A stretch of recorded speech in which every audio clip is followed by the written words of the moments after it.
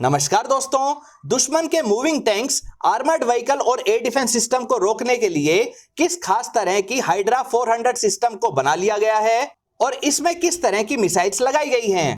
Blended wing body वाले aircraft को क्यों इतना स्पेशल बताया जा रहा है, ताइवान का ब्लॉकेड कैसे हो रहा है और पैट्रियट एयर डिफेंस सिस्टम कैसे फेल हो गया। साथ ही इसी वीडियो में जानेंगे कि किस तरह से चाइना इनडायरेक्ट तरीके से अपने पायलट्स को ट्रेनिंग दिलवाने के लिए यूके के पायलट्स का इस्तेमाल कर रहा है। नमस्कार दोस्तों, मेरा नाम है अमित और मैं स्वागत करता हूं आपका अमित अपडेट्स चैनल पर। दोस्तों, पहले के समय में दो देशों के बीच लड़ाई होती थी तो एक तरह की सिमेट्री सामने आती थी। टैंक्स की रेजिमेंट का सामना करने के लिए दूसरे देश के टैंक सामने आते थे। फाइटर जेट्स का मुकाबला भी फाइटर जेट्स के साथ ही किया जाता था। जितने आर्मर्ड व्हीकल्स और होविट्जर्स दुश्मन के पास होते थे, उतने ही या उससे ज्यादा संख्या में दूसरा देश भी इन्हें रखने की कोशिश करता था। लेकिन अब जिस तरह से नए नए आविष्कार हो रहे हैं तो इससे लड़ाई के मैदान का पूरा अंदाज ही बदल गया है। अब बराबरी की कोशिश नहीं की जाती बल्कि एसिमेट्रिकल तरीके से सामना किया जाता है। अब दुश्मन के टैंक्स को काउंटर करने के लिए अपने टैंक्स को ना लगाकर shoulder mounted anti tank missiles या helicopter mounted anti tank missiles का इस्तेमाल किया जा रहा है। फिर इससे भी एक कदम आगे बढ़ते हुए TB2 ड्रोन और MQ-9 रीपर जैसे ड्रोन्स की कैपेबिलिटीज देखने को मिली, जहां पर दुश्मन के सैनिकों, उनके होविट्जर, उनके टैंक्स और उनके कमांड सेंटर पर अटैक करने के लिए रिमोटली ऑपरेटेड UAVs का इस्तेमाल हो रहा है। यानी अब अपने सैनिकों और पायलट्स को लड़ाई के मैदान के खतरों से बचाते हुए दुश्मन पर अटैक किया जा रहा है। लेकिन ये ड्रोन्स भी काफी ज्यादा कीमत के होते हैं, तो इसका भी सलूशन MBDA कंपनी ने DSEI 2023 के एग्जीबिशन में दिखाया है। मिलिए हाइड्रा 400 से। एक कॉम्पैक्ट डिजाइन जिसे TB2 और रीपर ड्रोन्स की तरह टेक ऑफ करने के लिए रनवे भी नहीं चाहिए। इसे एक नॉर्मल पिकअप ट्रक से भी कहीं भी ले जाया जा सकता है। सिर्फ 6 मिनट में इसे असेंबल करके इसे क्रिटिकल सिचुएशन में डिप्लॉय किया जा सकता है। अब शुरू होता है असली खेल। यह Hydra 400 drone system vertical take off करता है। इसमें एक साथ 3 ब्रिमस्टोन मिसाइल्स लगी हुई हैं। ब्रिमस्टोन मिसाइल्स को यूके में तैयार किया गया है और यह एक air launched ground attack missile system है। यह बेहद एडवांस्ड है। इसमें millimetre wave active radar homing Sikar के साथ साथ लेजर गाइडेंस सिस्टम भी लगाया गया है, जिससे इस मिसाइल को फायर एंड फॉरगेट कैपेबिलिटी मिल जाती है। यानी दुश्मन के टैंक्स, होविट्जर, आर्मर्ड व्हीकल्स जो एक जगह पर स्टेशनरी हो या मूविंग पोजीशन में ही क्यों ना हो, उनको टारगेट करके इसे लॉन्च कर दिया जाता है और फिर यह मिसाइल पूरी एक्यूरेसी के साथ अपने टारगेट को डिस्ट्रॉय कर देती है।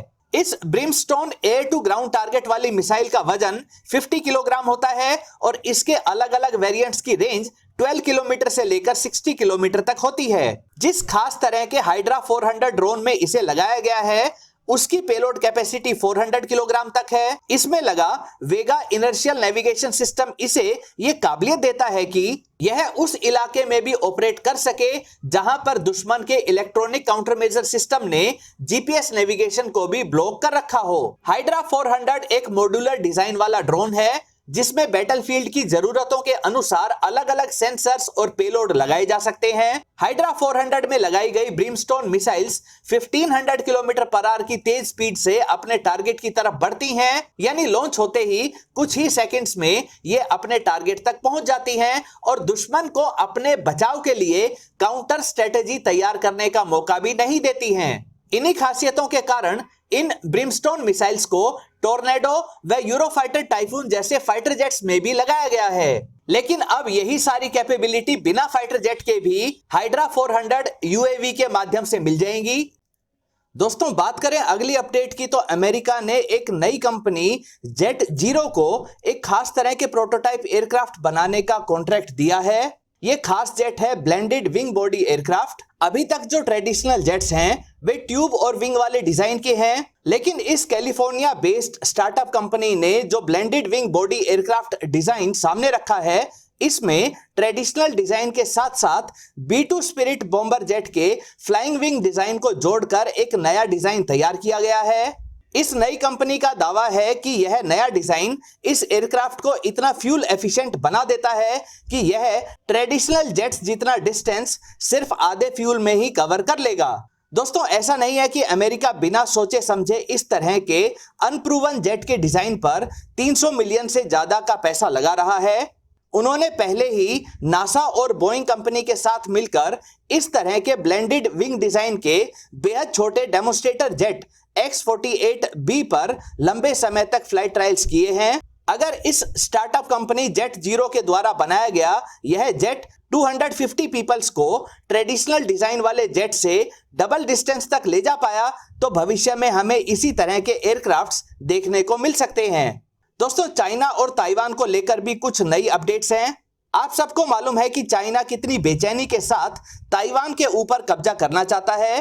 पिछले कुछ समय से अक्सर 15 से 20 चाइनीज फाइटर जेट्स ताइवान के एयर स्पेस में घुस आते थे, लेकिन इस बार तो चाइना ने 15 या 20 नहीं बल्कि 100 से ज्यादा फाइटर जेट्स और बॉम्बर जेट्स के साथ ताइवान की एयर स्पेस को एक तरह से चारों तरफ से घेर लिया था।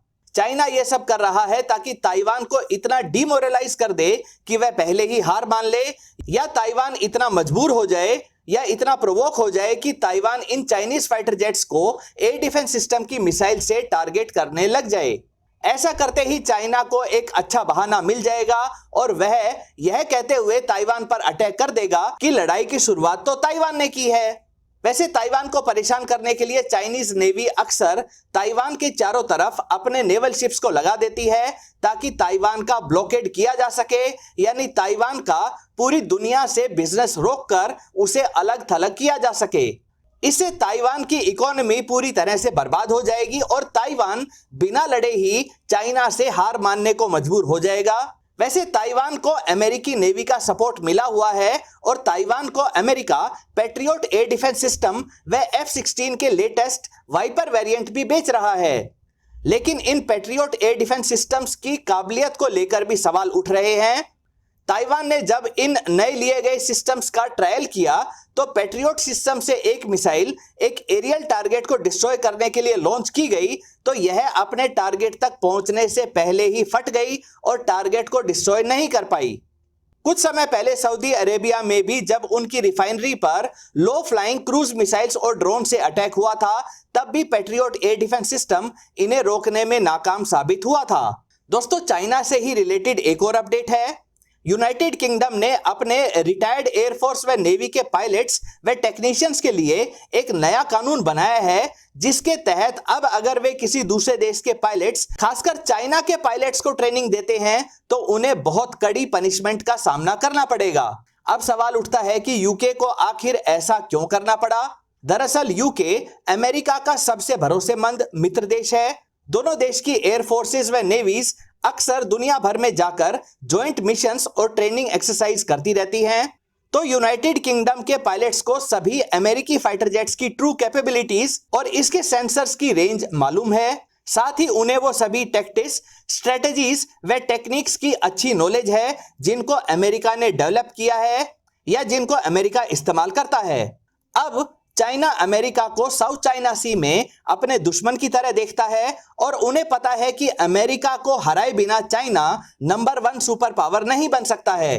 तो उन्होंने इन यूके के रिटायर्ड पायलट से ही ये सारी सीक्रेट ट्रिक्स व स्ट्रेटजीज जानने की प्लानिंग की। चाइना इसके लिए डायरेक्टली तो यूनाइटेड किंगडम को अप्रोच नहीं कर सकता था तो उन्होंने इसे इनडायरेक्टली किया। पहले यूनाइटेड किंगडम के रिटायर्ड एयरफोर्स पायलट्स को साउथ अफ्रीका की एक कंपनी के माध्यम से बहुत अच्छी पेमेंट के नाम पर जोड़ा गया। फिर कॉन्ट्रैक्ट साइन करके लगभग 30 पायलट्स को चाइना में ले जाया गया जहां पर वे चाइनीज एयरफोर्स और चाइनीज नेवी के फाइटर जेट पायलट्स को ट्रेनिंग दे रहे हैं। अब जब इस इनडायरेक्ट तरीके को यूनाइटेड किंगडम की सरकार ने जान लिया है तो अब इस तरह के सख्त कानून बनाए जा रहे हैं ताकि इस तरह की सीक्रेट ट्रेनिंग को रोका जा सके।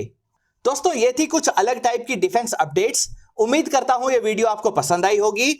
अगर ये वीडियो आपको पसंद आए तो इसे लाइक करिए, दोस्तों के साथ शेयर करिए और चैनल को सब्सक्राइब करना ना भूलें। नमस्कार।